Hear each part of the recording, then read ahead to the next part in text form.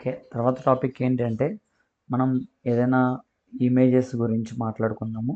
So, ఏదైనా image ఇవ్వాలి అన్నా, ఏదైనా ఇమేజ్ మనం డిలీట్ చేయాలన్నా కూడా, సో, మనం ఇప్పుడు మాట్లాడుకోబోయే టాపిక్ ఇమేజ్ గురించి. సో, ఫస్ట్ ముందుగా మనం ఏం చేద్దాము అంటే గనక, ముందు ఏదైనా ఇక్కడ పైన సో, డాష్‌బోర్డ్ కాడికెళ్ళి సో, ఒక పోస్ట్ చేద్దాము. ఏదైనా ఒక పోస్ట్ కానీ, లేకపోతే ఏదైనా సో, ఫస్ట్ మనం డాష్‌బోర్డ్‌కి వెళ్ళి, సో, మనం ఏదైనా పేజ్ కానీ, పోస్ట్ కానీ చేద్దాం. సో, ఫస్ట్ ఒక పేజ్ అనుకుందాం. ఇలా పేజ్. సో, ఈ పేజ్ మీద కనుక మనం ఏదైనా ఇమేజ్ ఇవ్వాలి అనుకుంటే కనుక, సో, మనకిక్కడ ప్లస్ సింబల్ కనపడుతుంది కదా! ఇది అప్‌లోడ్ సింబల్. సో, ఇక్కడ కనపడుతుంది చూడండి యాడ్ బ్లాక్ అని. సో, దీని మీద క్లిక్ చేయండి. సో, క్లిక్ చేస్తే మనకి ఇక్కడ ఒక క్లిక్ చేయగానే మనకి ఇక్కడ కింద చిన్న ఓపెన్ అవుతుంది. సో, దాని మీద ఇమేజెస్. సో, ఆ ఇమేజ్ కూడా చూడండి ఆల్రెడీ ఉన్న ఇమేజ్‌ని కావాలనుకుంటే ఉన్న ఇమేజ్ అదే మన సిస్టమ్‌లో ఆల్రెడీ ఉంటే కనుక సో, వాటిల్ని డైరెక్ట్‌గా మీడియా లైబ్రరీ ద్వారా అప్‌లోడ్ చేయొచ్చు. సో, లేదా పక్కనే యూఆర్ఎల్ ఉంది కదా! నెట్ ద్వారా కూడా మనం అప్‌లోడ్ చేసుకోవచ్చు. సో, ప్రస్తుతానికి నా దగ్గర ఏవో కొన్ని ఇమేజెస్ ఉన్నాయి. సో, ఆ ఇమేజెస్ నేను మీకు అప్‌లోడ్ చేసి చూపిస్తాను. సో, ఇలా అప్‌లోడ్ చేశాను.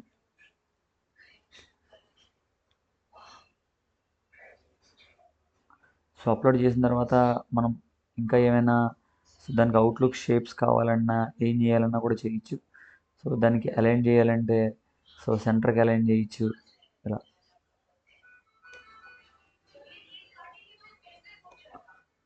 సో, దాని మీద ఇంకా మనం టెస్ట్ పెట్టుకోవాలన్నా కూడా టెస్ట్ పెట్టుకోవచ్చు ఇలాగా. జస్ట్ ఇలా క్లిక్ చేసి సో, మనం ఏదైనా టెస్ట్ రీప్లేస్ చేయాలన్నా కూడా టెస్ట్ రీప్లేస్ చేయొచ్చు. అంటే ఆల్రెడీ ఈ ఇమేజ్ మీద కూడా మనం ఇంకేమన్నా రీప్లేస్ చేయాలనుకుంటే రీప్లేస్ కూడా చేయొచ్చు.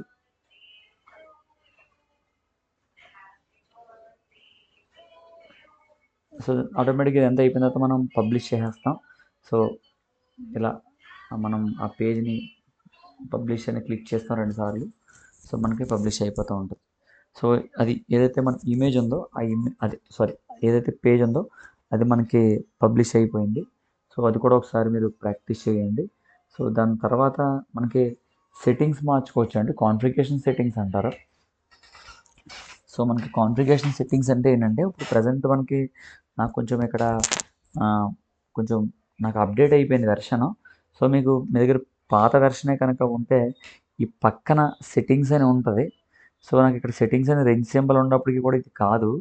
దీని కింద మరొకటి ఉంది. సో, ఇది చూసారా ఇక్కడైతే కనపడుతుంది. అది సెట్టింగ్స్ అండి. సో, దాంట్లో జనరల్ సెట్టింగ్స్‌కి వెళ్ళండి. సో, మీకు మామూలుగా సెట్టింగ్స్ వచ్చి సెట్టింగ్స్ అని ఉంటే దాంట్లో జనరల్ సెట్టింగ్స్ మీద క్లిక్ చేసి మీరు సెట్టింగ్స్‌లోకి వెళ్ళండి. సో, వెళ్తే గనక సో, వెళ్ళిన తర్వాత మనకి ఇలా ఓపెన్ అవుతుందండి. అంటే ఇందాక మనం ఇచ్చిన వెబ్‌సైట్ టైటిల్ మార్చాలన్నా ఇక్కడ మనం మార్చుకోవచ్చండి. సో, అలాగే మనం వెబ్‌సైట్‌కి యూఆర్ఎల్ సో, యూఆర్ఎల్ ఏంటి చూడండి మనం ఇందాక HTTP local host NBK. NBK అనేది నా ఫోల్డర్ అండి. నేను పెట్టింది ఫోల్డర్.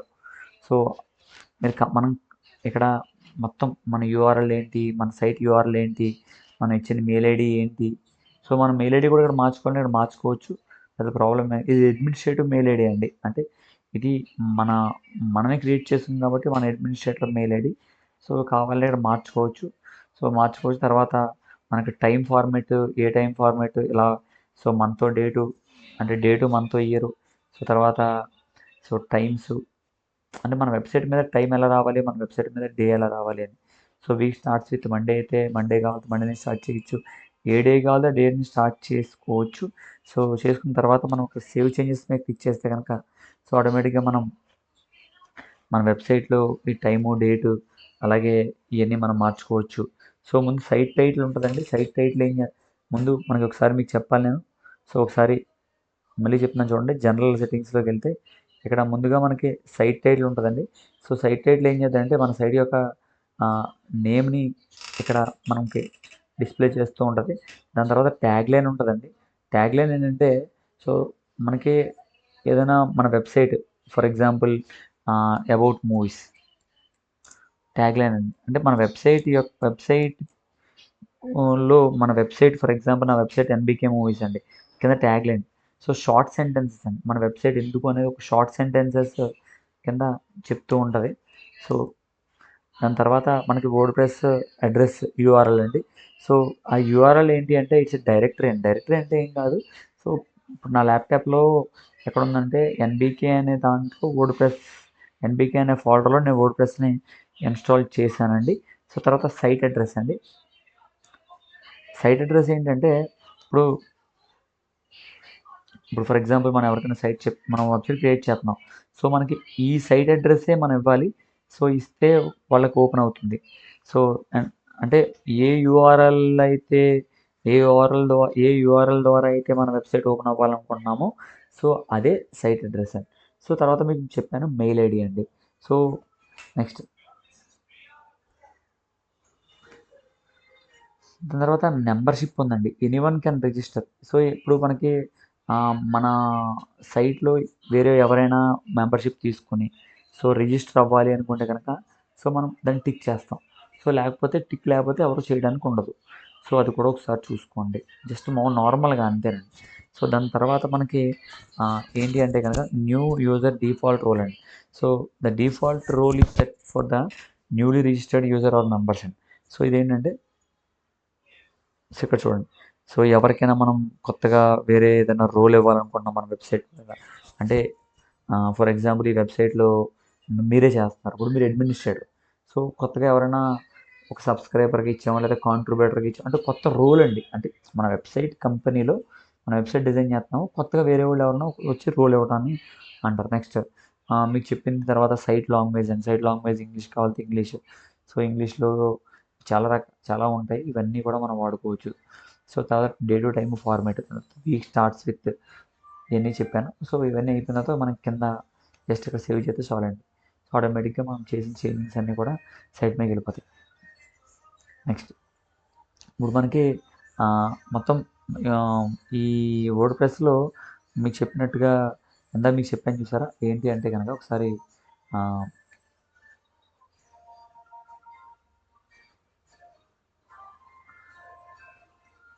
ఇక్కడ చూడండి, ఇక్కడ రోల్స్ అండి. మొత్తం ఈ 4 రోల్స్ గురించి ఒకసారి చెప్తాను. సో ఏంటన్నది ఫస్ట్ అడ్మినిస్ట్రేటర్ అండి. అడ్మినిస్ట్రేటర్ అంటే ఎవరంటే ఈ వెబ్సైట్ నీతో పాటు చాలామంది చేస్తూ ఉంటారు, కానీ నువ్వు ఒక్కడే అడ్మినిస్ట్రేటర్. అంటే నీకు అన్ని రైట్స్ ఉంటాయి, నువ్వు ఏదైనా చేయగలవు. వాళ్ళని తప్పుడుగా చేసినా సరే నువ్వు లాగిన్ అయ్యి నువ్వు వాళ్ళ పేజ్ తప్పుగా రాంగ్ క్రియేట్ చేసినా, వాళ్ళ కామెంట్ సరిగ్గా చేసినా నువ్వు దాన్ని డిలీట్ చేసి పడేయచ్చు. అంటే you can remove all user access అని. నువ్వు ఫర్ ఎగ్జాంపుల్ ఇక్కడ ఒక అతనికి నువ్వు కాంట్రిబ్యూటర్ అని ఇచ్చి వాడికి యాక్సెస్ ఇచ్చావు, వాళ్ళు డిలీట్ చేయాలంటే యూ కెన్ డిలీట్ అని. సో ఎడిటర్ నెక్స్ట్ వచ్చేది ఏంటంటే ఎడిటర్ అని. సో ఎడిటర్ ఏం చేస్తారంటే ఎడిటర్ అనేవాడు ప్రతి పోస్ట్కి, ప్రతి పేజ్కి యాక్సెస్ ఉంటుంది, ప్రతి కామెంట్కి, సో ప్రతి ట్యాగ్కి దానికి యాక్సెస్ ఉంటుంది. సో మనకి నెక్స్ట్ రోల్ ఏంటంటే ఆథర్ అనేవాడు ఏం చేస్తారంటే ఓన్లీ నీ వెబ్సైట్ మీద కేవలం రాయగలడు. అంటే you can only right any post అని, లేకపోతే ఏదైనా ఒక ఇమేజ్ని అప్లోడ్ మాత్రమే చేయగలడు, అదే ఏదైనా ఎడిట్ చేయగలడు అంతే. నెక్స్ట్ వచ్చేది కంట్రిబ్యూటర్ అని. సో కంట్రిబ్యూటర్ ఏం చేస్తారంటే contributor can only write and edit their post until publish. So publish చేసేంత వరకు మాత్రమే కంట్రిబ్యూటర్ దాన్ని ఎడిట్ చేయగలడు. సో పబ్లిష్ అయిపోయిన తర్వాత దాన్ని ఎడిట్ ఏం చేయలేడు. సో ఎడిటర్ అనేవాడు ఏం చేస్తారంటే ఎడిట్ అయిపోయిన తర్వాత అంటే ఒకసారి పబ్లిష్ అయిపోయిన తర్వాత కూడా ఆ పోస్ట్ని మార్చగలడు. సో అదండి. సో నెక్స్ట్ మనకి ఇంకా ఇందులో ఫాలోవర్ ఉంటుంది, వ్యూవర్ ఉంటుంది, అన్నీ ఉంటాయి. సో ఫాలోవర్ ఏం చేస్తారంటే మీ వెబ్సైట్ ఫాలోవర్ ఏం చేస్తారు, నువ్వు ఏం పెడితే చదవగలడు అంతే, కానీ చదవగలడు, కామెంట్ చేయగలడు, అంతే కానీ ఎడిట్ చేయలేడు. సో వ్యూవర్ ఏం చేస్తారంటే ఓన్లీ నీ పోస్ట్ని వ్యూ చేస్తారు కానీ ఎడిట్ చేయలేడు. సో మన ఫాలోవరు వ్యూవరు ఇంచుమించుగా ఒకలాగే ఉంటారు. ఎలా అంటే వాళ్ళు ఏదో రీడ్ చేయగలరు కానీ కామెంట్ మాత్రం ఎట్టి పరిస్థితుల్లోనూ సో మనకి చేయలేరు. మనం ఏదైనా కామెంట్ పెట్టినా, ఏం పెట్టినా, మనం ఏదైనా పేజ్ పెట్టినా దాన్ని ఎడిట్ చేసి మార్చలేదు. సో దాని తర్వాత మనకి యాడింగ్ ఎక్స్టర్నల్ లింక్స్ అని ఉంటుందండి. సో మనకి యాడింగ్ ఎక్స్టర్నల్ లింక్స్ ఏంటంటే కనుక ఇక్కడ చూడండి, మనకి ఇక్కడ అపీరెన్స్ ఉంది కదా. సో ఈ ఎపీరియన్స్ మీదకి వెళ్ళండి. సో ఎపీరియన్స్ మీద క్లిక్ చేయండి. సో క్లిక్ చేసిన తర్వాత మనం నేరుగా మనం ఏం చేయొచ్చు అంటే కనుక, సో ఇక్కడ మెనూస్ ఉంది కదా, మెనూస్. సో ఆ లెఫ్ట్ సైడ్ బార్లో మనకి మెనూ బార్ ఉంది కదా, సో మెనూస్, ఆ మెనూస్ మీద క్లిక్ చేయండి. సో క్లిక్ చేసిన తర్వాత మనకి ఇక్కడ ఏమొస్తుందంటే, ఇక్కడ చూడండి,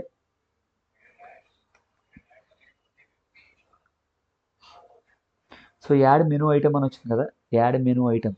సో అక్కడ మనం ఏది కావాలితే అది మనం యాడ్ చేయొచ్చండి. సో ఎలా అంటే, ఇక్కడ మనకి చూడండి మెనూ నేమ్ అని ఉంది కదా, మెనూ నేమ్. సో ఆ మెనూ నేమ్లో కనుక మనం ఏ ఏ లింక్ని కావాలితే ఆ లింక్ని,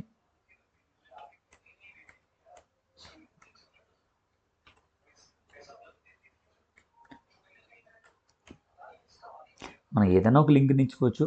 సో లింక్ చేసుకుని దాన్ని మనం క్రియేట్ మెనూ చేసేయచ్చు.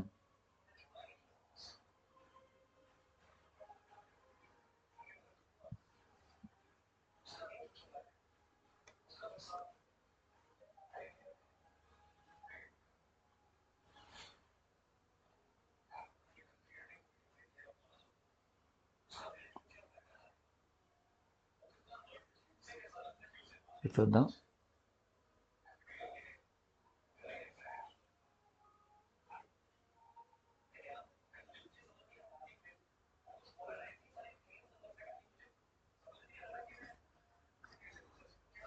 తర్వాత ప్లగ్గిన్స్ అండి. ఆల్రెడీ మీకు ప్లగ్గిన్స్ నేను మొన్న చెప్పాను, ఒకసారి చూసుకోండి ప్లగ్గిన్స్.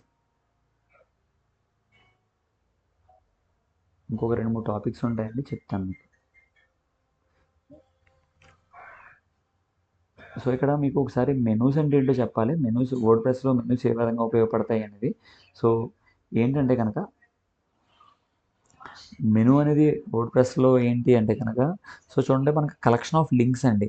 సో మనం మన మెనూలో, ఇప్పుడు ఫర్ ఎగ్జాంపుల్ ఇక్కడే కదా మెనూ ఉంది అపిరెన్స్లో, మనం డిఫరెంట్ లింక్స్ ఒక పేజ్ నుంచి ఇంకో పేజ్కి, ఒక పేజ్ నుంచి ఒక పేజ్కి వెళ్ళిపోవచ్చు. సో అక్కడ మనం లింక్స్ పెట్టవచ్చు కావాలి.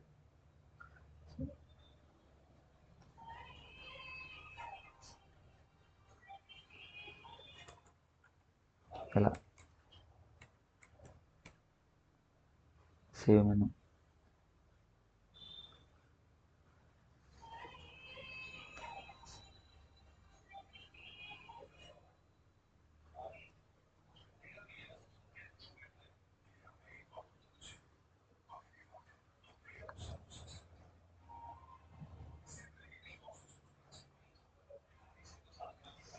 సో తర్వాత అక్కడ కస్టమైజేషన్ ఉంది కదా ఒకటి, ఇక్కడ కస్టమైజ్.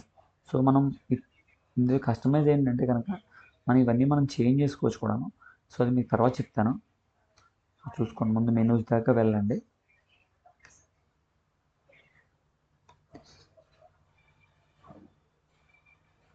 సో చూసారా మెనూస్ ఎక్కడికి వచ్చింది ఆటోమేటిక్గా.